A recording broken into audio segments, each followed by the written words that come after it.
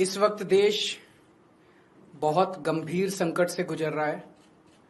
पूरे देश में एलपीजी गैस जिसे हम बोलते हैं, जो घरों में खाना बनाने के भी काम आती है, रेस्टोरेंट में, इंडस्ट्री में, तरह तरह से लोग इसका इस्तेमाल करते हैं। एलपीजी सिलेंडर का, गैस का, इसकी देश में भारी किल्लत हो गई है।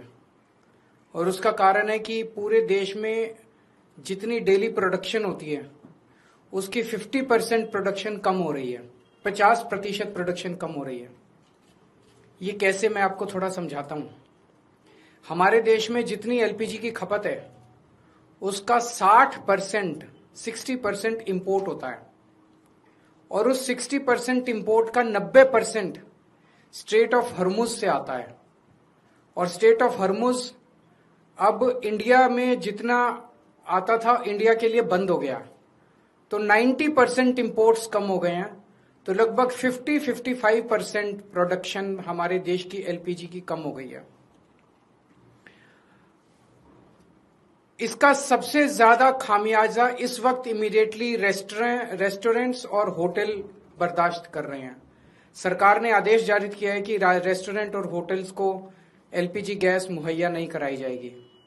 रेस्टोरेंट्स एंड होटल्स एलपीजी की स्टॉक नहीं रख सकते, वो उसको स्टोर करके नहीं रख सकते क्योंकि सेफ्टी कंसर्न्स होते हैं।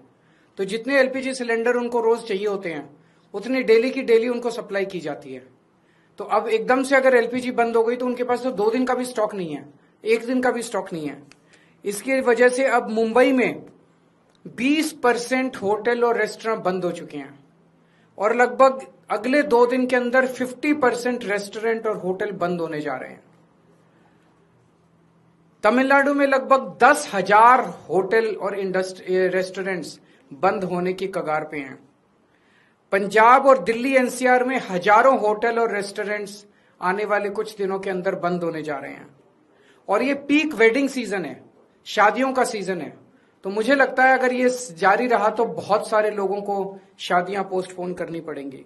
और इसी तरह की कहानियां बेंगलोर, हैदराबाद, पश्चिम बंगाल, छत्तीसगढ़, हरियाणा, बिहार, सब जगह से आ रही हैं।